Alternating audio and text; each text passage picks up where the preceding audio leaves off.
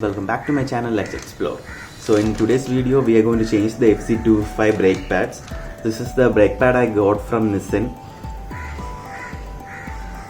and we are going to change the rear brake pad now.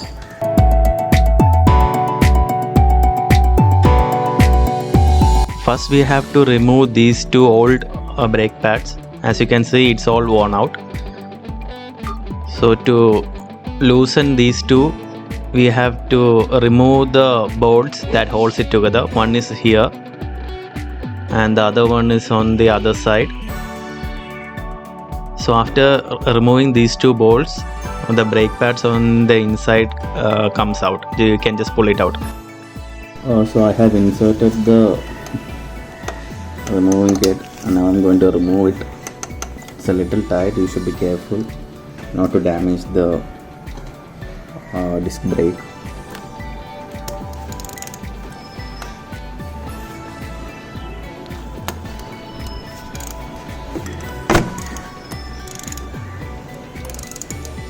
So now it's loose.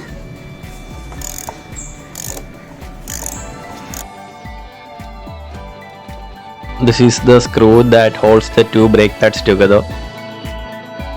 So before putting the new one, I'll just clean this up.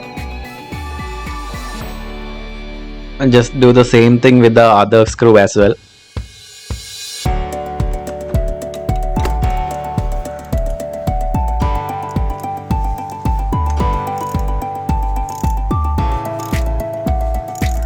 I have removed both the bolts.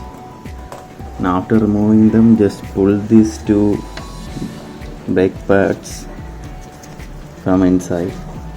They'll come out. So this is the brake pad that's removed. As you can see, there's nothing left. It's written Nissan NKY93FF, and the new one is also the same, written the same thing,